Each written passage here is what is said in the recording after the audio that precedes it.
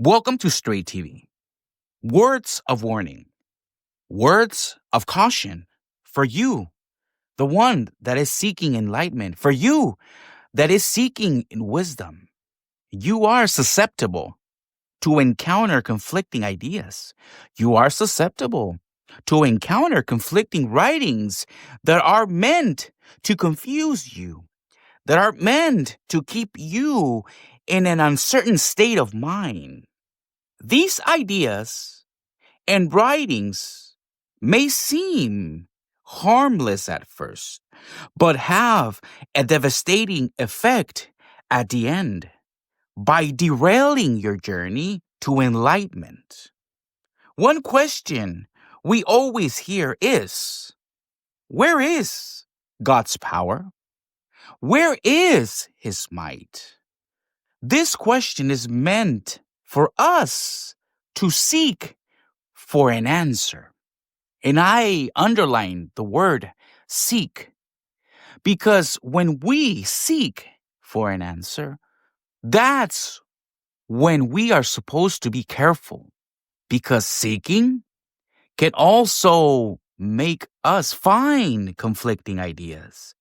If we seek the wrong way or we seek in the wrong path, we may find corrupted ideologies. We may learn of corrupted writings. Seeking is the important word here. Seeking for answers for these questions that we may have in life. Many men have gone mad. Many men have gone insane trying to decipher, trying to answer, trying to measure God's greatness, God's wisdom, God's essence. But you don't have to go mad. You don't have to spend an exorbitant amount of money to go on a pilgrimage. You don't have to dwell hours and hours of reading to find. Because have you stopped to realize that God's essence, God's power, God's might has been around you all this time? Has been in front of you all this time? Think about that. Think about it. Have you actually stopped? Take time to actually realize that His essence, His power has been around you all this time. Yes. But the reason why we don't know this, the reason why we cannot savor, we cannot comprehend that we've been enveloped by God's might, by God's wisdom and enlightenment is because institutes, organizations, teachers, empires, ideologies for many, many, many, many years have kept humankind in a primal state. Yes, they have purposely kept our minds in a primal state. Even our health in 2025, our health is always in a feeble state, weak, disconnected from God's essence. These institutions, these ideologies, these empires, these so-called teachers have purposely kept us in a really primal state of mind, primal health, in a weak, feeble manner because they benefit from it. These evil forces, these evil hearts, these evil minds benefit from a society in a state of feebleness. Because even science has been structured. Listen to this carefully. Even science has been structured to be biased because it's either science or faith.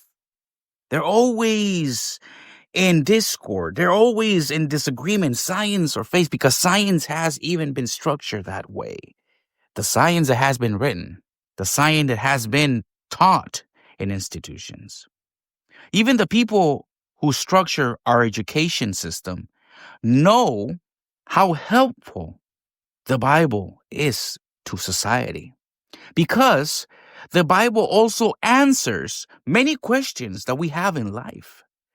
But they've always refused to acknowledge the Bible. But why? Because some just see it as a beautiful story. Some still see it as fiction. Some still see it as unrelatable to life. So therefore, they are still adamant. They are still not willing to accept that the teachings in the Bible do help, do relate on a daily basis to our life, do answer many questions that we have in life. But why the elaborate effort from institutions? Think about that. Why the elaborate effort from institutions to still see the Bible as fiction, to still see the Bible as a beautiful story? Why? Because if these institutions, if these empires, if these so-called teachers and professors, and if these wise so-called quote-unquote men of society, if they accept the Bible as a vessel of truth, they will be forced to accept so many things that are written in the Bible. So many examples that are written in the Bible that for now, we are still considered also imaginative. That we have an imagination. Us that we read the Bible, we have a great imagination. Even now, they consider us, even the ones who like to read the Bible, that we like to read fiction. But no, they will have to accept the fact, the existence of giants, if they were to accept the Bible as truth. Yes. You see where I'm going with this? If these empires, institutions, these ideologies, these men's of societies were to accept the Bible as truth, they will accept the existence of giants. That also means the existence of other beings besides us, besides you and me as descendants of Adam and Eve. Yes. Also, they would accept the healing powers, the healing potential of plants and fruits like frankincense, like myrrh, like figs, and so forth.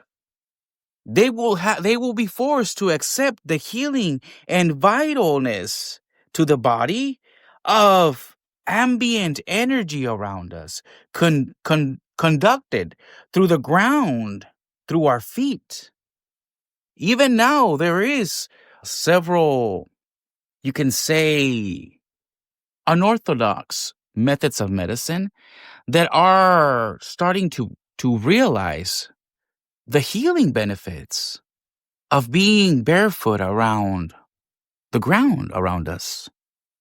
And also, they will be forced to accept how important salt is for our optimal health. Why do you think that doctors only recommend for us to be outside for at least 30 minutes, but they don't emphasize? They don't tell you really what's causing, what's happening, what reaction is happening in our bodies. Because our body benefits, our minds benefit, our cells benefit from the ambient energy around us. Yes, that's the reason why they only recommend for you to be outside for at least 30 minutes. Because our cells, our mind, our body is benefiting from the ambient energy around us. Do you see where I'm going with this? They will be forced to acknowledge God's greatness, that it's all around us. And in the primal state of mind, they've kept us for so long. And in the primal state of mind, doesn't allow for you to accept that we even don't have to burn and charge something to get energy or electricity.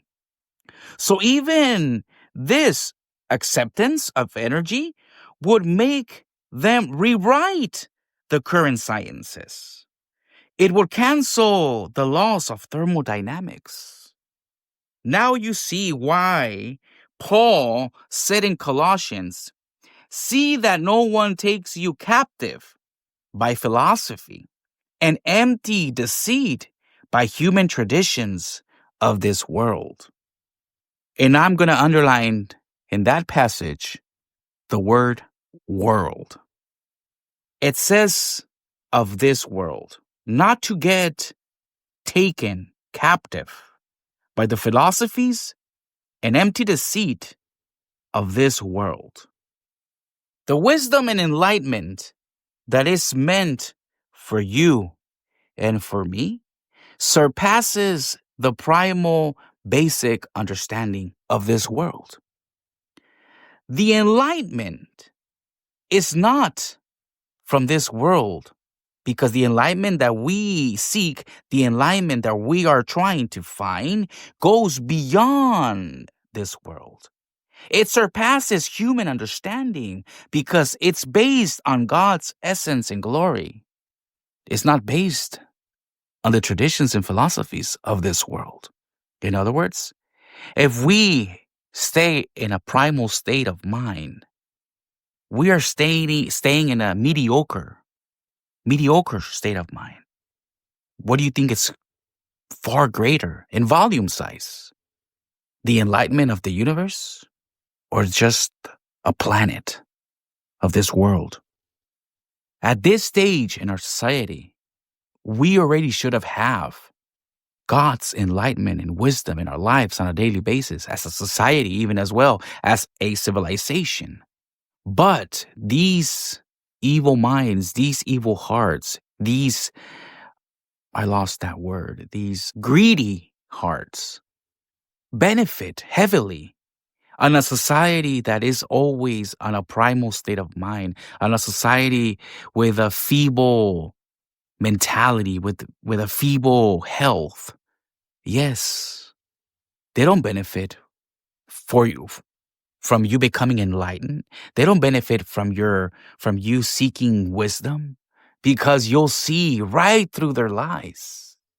Yes, you would. You would see their manipulation. You would see what is of benefit and what is not of benefit to your life, to your enlightenment, to your wisdom.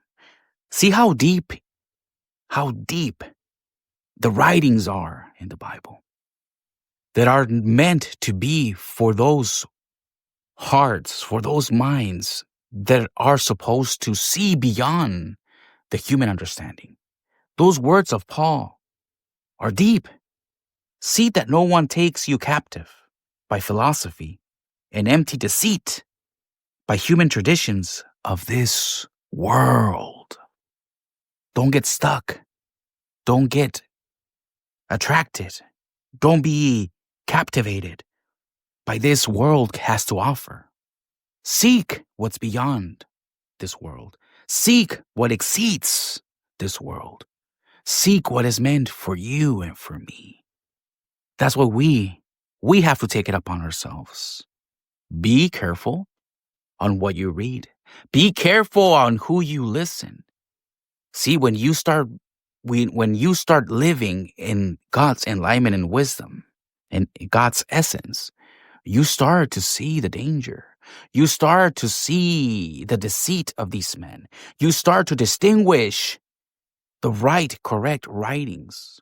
There are some writings they seem harmless, but are full of deceit and confusion. They are meant for you to be disassociated from something greater, something more powerful that is meant for you. That is God's wisdom, God's enlightenment in you, in your life. In other words, to be fulfilled, to have a purpose. That's why I said a word of caution. For you that is seeking wisdom of not this world, for you that is seeking enlightenment of not this world, you'll find it, but be careful seeking it. Because these institutions, these organizations, these so-called men of society and wisdom and knowledge, quote unquote, they also write, they also teach, they also speak. It may seem like it relates to what you're seeking. It may seem like it's kind of answering my question, but it's full of deceit. It's full of confusion. It's meant for to stir you away the right correct path. That's why I ask you to be careful, to ask and you shall receive. Everything that is written in the Bible, if they were to accept it, it will change civilization forever. It would change society. It would change the way this world lives because it also teaches us how not to behave, how not to be. It teaches us how to live in peace, how to accomplish wisdom and knowledge, how to be beings of a higher consciousness. We are not meant to be disassociated from God's power and might and knowledge. We are meant to be by his side, learning everything he has to offer. Why? Because he created us. But nowadays, as I've told you before, society, empires, governments have created a narrative to disassociate yourself from anything spiritual, anything enlightening, anything beyond this world. So those are my words to you for today. Stay tuned for the next episode on Stray TV.